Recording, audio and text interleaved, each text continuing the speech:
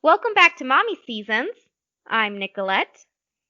And I am Aurelia, Mom. mom, aka mom. AKA my mother. So I'm really excited about our podcast this week because it's going to be a two-parter. Our, Yay. our, our first two-part podcast. Um, Woo. it didn't start out this way. We just realized, you know what? This needs to be two parts. So, these podcasts are going to be on learning and teaching patience. So today we're going to dive into part one, which is the learning patience portion. So I feel like we need to talk about learning patience before we talk about teaching patience to our kids. And we're really excited to jump into this and kind of give a few bullet points for each part, learning and teaching patience. And we hope that you join us along. Welcome to the Mommy Seasons podcast, where we are learning to be present from one season to the next. We will focus on personal growth in motherhood, as well as our spiritual, individual, and family lives. Our hope is to share how we can all find the joy, the strength, and the courage each day in Christ. Let's get started.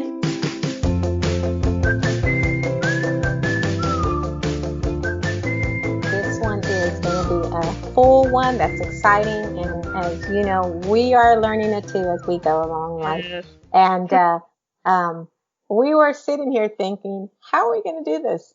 We just hope and pray that our listeners are able to glean on something there that they can take in. And most of all, just to be hopeful that as we are learning ourselves, that we're growing in the Lord, but also that we can be also sharing that patience through love, through our family members, through our friends, and most importantly, to our children. So I'm glad you're here. Yes, and we're glad you're here too. So let's go ahead and get started. Yay! Okay, so I thought I would start off with the dictionary definition of patience, which I'm sure we all have a basic knowledge of, but the definition of patience is the capacity to accept or tolerate delay, trouble, or suffering without getting upset or angry. Ooh, so I think that's hard. Yeah, I think that's the key point. And, it's so funny. I didn't even think about that when I thought of the word patience. When I think of patience, I think of like waiting in line for my food, in a drive-through, just the waiting part more. But I forgot. You're right. It's about not without getting angry. Absolutely, because what it does, patience is about the other person, and we are being thoughtful, considering the other person more than above ourselves. And we are all bent naturally to go, hey, it's about me, so that's hard for all of us.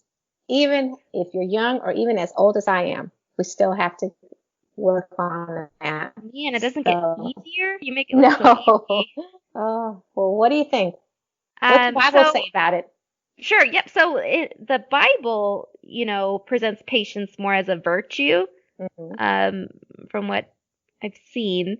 And it's more talked about like self-restraint, which makes sense, without getting angry, not giving into anger. So I think that's how the Bible has presented it. Patience more as a virtue. I mean, what do you think, Mom? Well, I think patience is learned, and I think from a biblical perspective. Absolutely. I think Christ tells us that we need to have that, because it again goes back to thinking of the other person more than yourself, and not putting yourself so prideful and thinking it's all about me. Move out of the way. I was here first, or the self entitlement of it's all about me. And what we do is we're putting everybody else less than us. So being patient actually helps us to grow, and it teaches us that character that, hey, you need to think about others. And as you think about others, it really teaches us to grow and to see our faults, but also it teaches us to have victory over things as we learn that we can do this with the strength of Christ. So yes, it teaches us not to be, like you said, don't be shouting, don't be screaming, don't be pushing, but, be still, lean back, and let it work out the way it's supposed to work out. So. Yes, which is actually a perfect segue, Mom, everything Oh, you just really? said, into the first bullet point of learning patience. So, welcome in, listeners. We're starting in on part 1 of learning patience. Um, so the first bullet point I kind of wrote down was as part of this journey in learning patience and developing in your own life is to recognize, and that is to recognize that it's not about me anymore. That sounds so cliche. It's But it's true. true. I don't know how else to say it, but when I had my son, it was a hard pill to swallow when you're used to doing things before that are not either so easy to do now afterward, monetarily aren't as feasible now to do after a child. Time, it's not about it's so I would say the first part is recognizing, own it. It's not about me anymore. And then to go from there. You nailed it. You nailed it. It's first thing is recognize that it's not about you anymore, especially as a mom. It's hard. We all want what we want. We all have our wishes, our dreams, our desires. And Yes. it's not to say that you can't.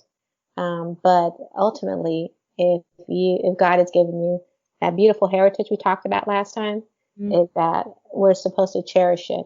And our number one priority is, after we spend time with Him, is nurturing that little baby. And through that, we recognize we got to figure this out. And if you recognize that you're bent to have your way all the time, that's an opportunity that you're growing, and it's teaching you to be patient, to give of yourself to your beautiful baby and give it that. And that's Lord chiseling on us, saying, okay, take that off a little bit. Your little heart, your little self. I think that's number one key. Recognize and be honest with yourself. And it humbles you, and it should make you want to change. And if you fail and you become, we want our way, it's okay. Forgive yourself and then just go back at it again. Yeah. Get those victories. Yes, and that it's so funny when you become a parent, you learn quickly how much your child needs you from the moment you give birth, and they need you so much. And when we're saying all this, we're not saying it to neglect yourself or your health at all. Like, you still need to take care of yourself. Absolutely. And you know what that looks like for your lifestyle, for your family situation. You know what you need to do to make sure that you're in good health, to be in a good mindset, to take care of your kids. So, not saying neglect yourself at all. No. But I am saying that sometimes you can't always have the freedoms you had before. So, and I think that's understandable because it's a short season and it goes so quickly. And I'm just realizing that now, I feel like, with even my own son. But that's okay. This is a short, brief season we have them for in our possession. So I would just say recognize, just go ahead and just call it out as a truth when you're learning patience.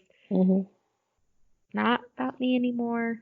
And I found a verse, Romans 12:12, that says, "Rejoice in hope, be patient in tribulation, be constant in prayer." And that should be like a life motto.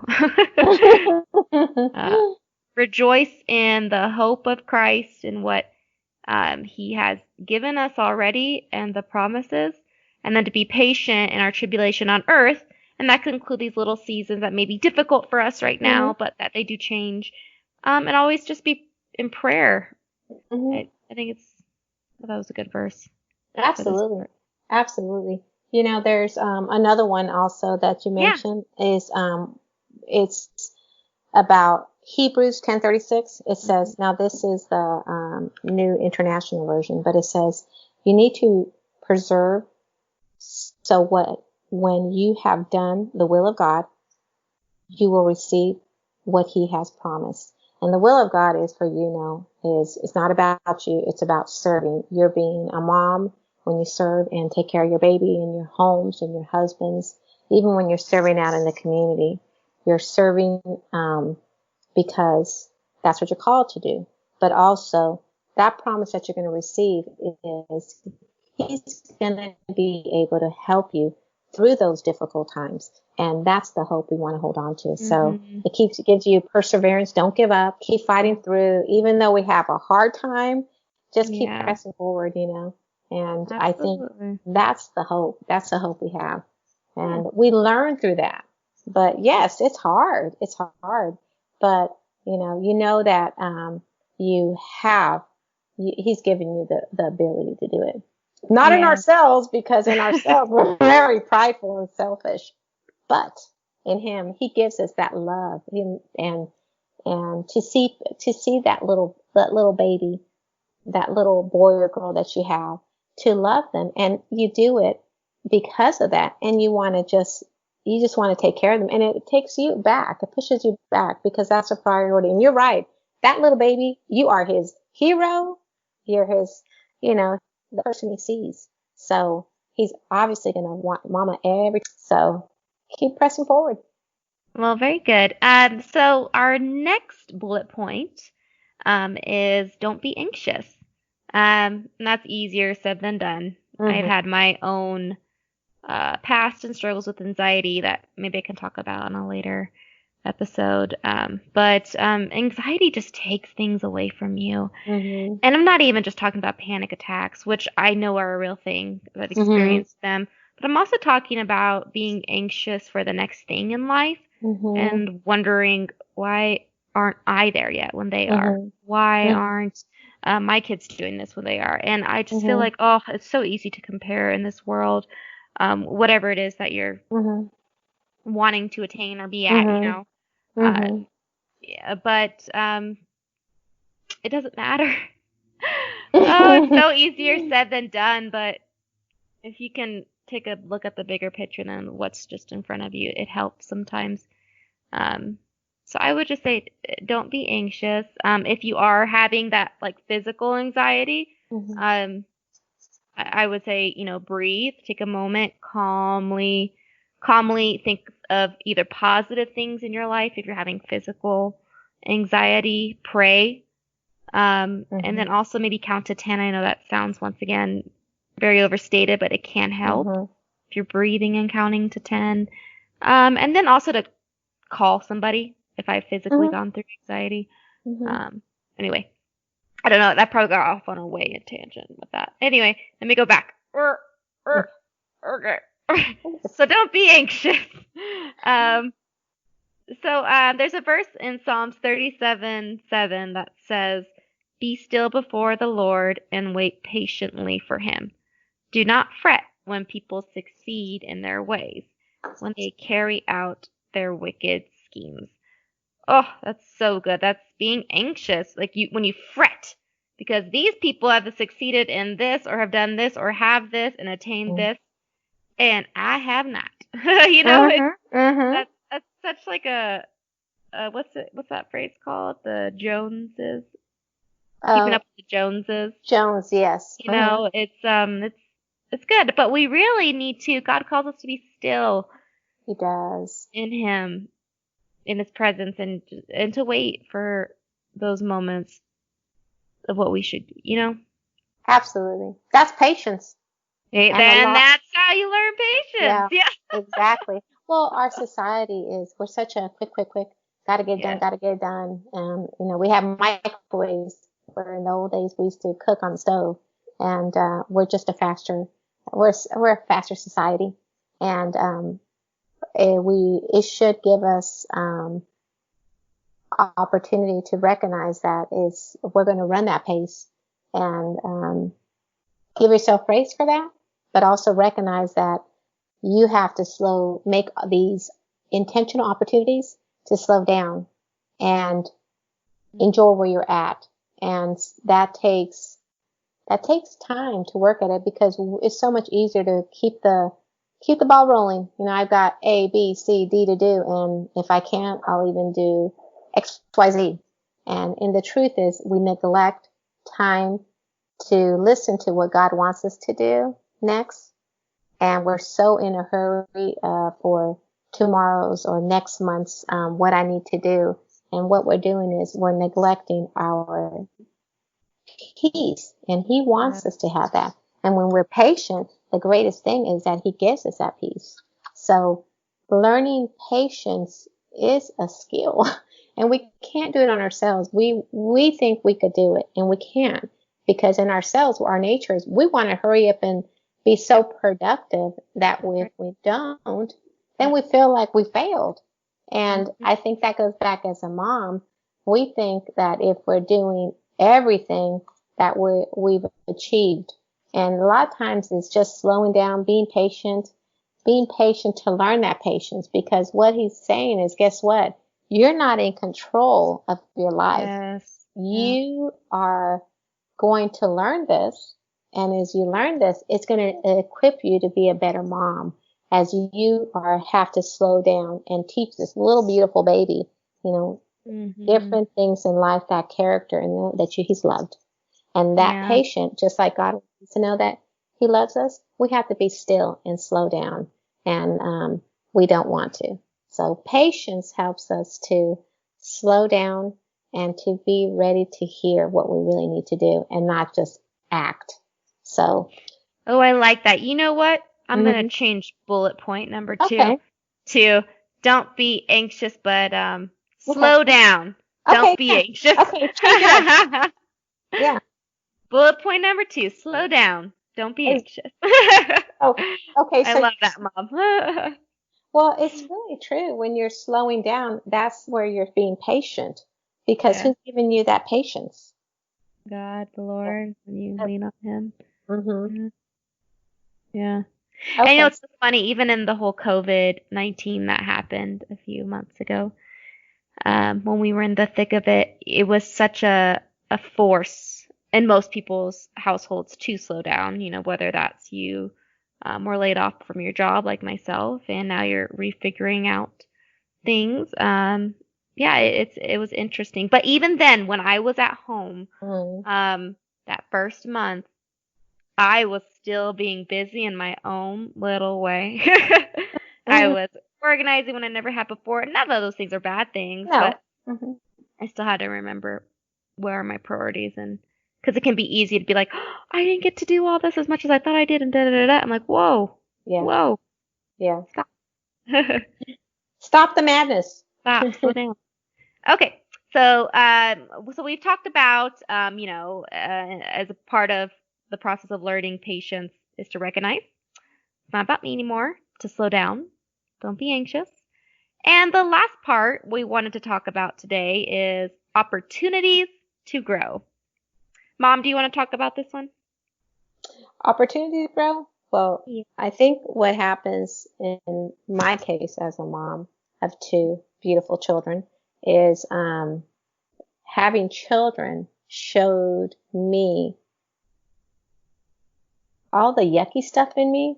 And by that I mean is we're talking on the topic about patience. It taught me and showed me that I really wasn't patient. I wanted things to happen right away, and I didn't fully understand that children need your time. And I was, just like you mentioned earlier, I was about, I've got to do, all these other responsibilities, because really you do as a mom.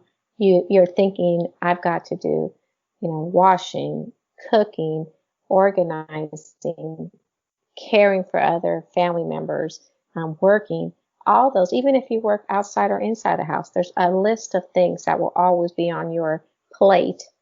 And as I saw that I was not able to do everything, I had to surrender. And by that is I had to figure this out. What am I doing wrong? And what I found out is I would literally cry, all honesty, because I felt I was failing. So what it did is I had to slow down. I had to slow down and see, okay, I can't do this. Lord, help me. Show me what I need to do. Help me to prioritize what's important right now. Because right now, what's important, as a new mama for me at that time is making sure that I took care of my home and those who needed me most, and those children, those babies, like you said earlier, they love you. They're super mom to them. That you had to slowly remove that selfishness that I had and so many of us had. And yet we don't want anyone to know it because we feel we're such a bad person and we don't want anyone to know how bad we are. But, the beauty about all this is we got to remember that God knows our heart. And if he knows our heart and we're feeling that way, then it gives us that opportunity to grow. And that's the beauty, that you're not so far gone, that you're willing to do what you have to do to change, and recognizing, like you said, I need help. I need to not be about me. I need to be able to learn the patience so I can teach it.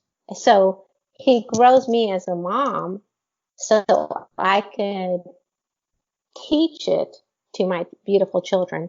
And it's hard because you have to humble yourself. You really do. You got to humble yourself, and you have to look at it as a gift, an opportunity to grow spiritually for me as a mom, but also to enjoy and have such great gratefulness, thankfulness in my heart that I have an opportunity that's been given to me that I can share a love to these little beautiful babies, that I've been given. So that opportunity to grow, it doesn't look pretty at the beginning because you got to face yourself that we're all bent selfishly.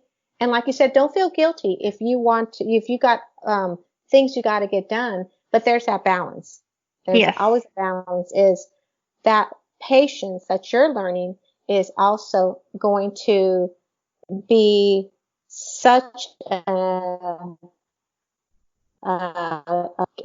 tool to use when you're training up your babies and you're modeling that love, but through patience, and you're teaching them that, because as they get older, you'll be able to teach them, no, we can't do this because of this, and but it really does have to start with you. It's got to start with you, and recognize and not fight it so much, but balance it. And not everyone has the support, but also, lean on others that can help you and be honest. You can find one person. If you have a spouse, do what they do with him. But sometimes we need to run to the Lord too, because we need to see our ways and recognize we need to change. And also find a mom, a friend, someone, a confidant that you can share. But also, the beautiful part is you recognize it, and that's hope that you're going to get through it. And it's a lifetime. It is. Patience is a lifetime learning. But as a mom, you have to, you've got to learn that faster than what you really were expecting to. And it's humbling. It is. But the beauty is, it's such a reward in the end. It really is. I like what you said about asking for help from people. Because I think that is a huge life changer when you can find a confidant who is, not your husband, not your spouse, not your, not even your parents. Sometimes, like, even though I love you and I come to you so many times, but if there's somebody that you, a woman, that you trust, and have a good relationship with, that can, provide you encouragement as you're growing as a mother, and also speak truth into your life during those moments when you fail. Absolutely. Like, it's so nice when you can talk to somebody like, oh, so this happened and then I reacted this way. I mean, I was probably wrong in that, wasn't I? And they're like, yes. Don't apologize to your husband. It's nice because you need people to, advocate for your family. So absolutely. What verses come to mind when you think about the opportunity to grow? Well, for the opportunities to grow, I thought of Psalms 103:8.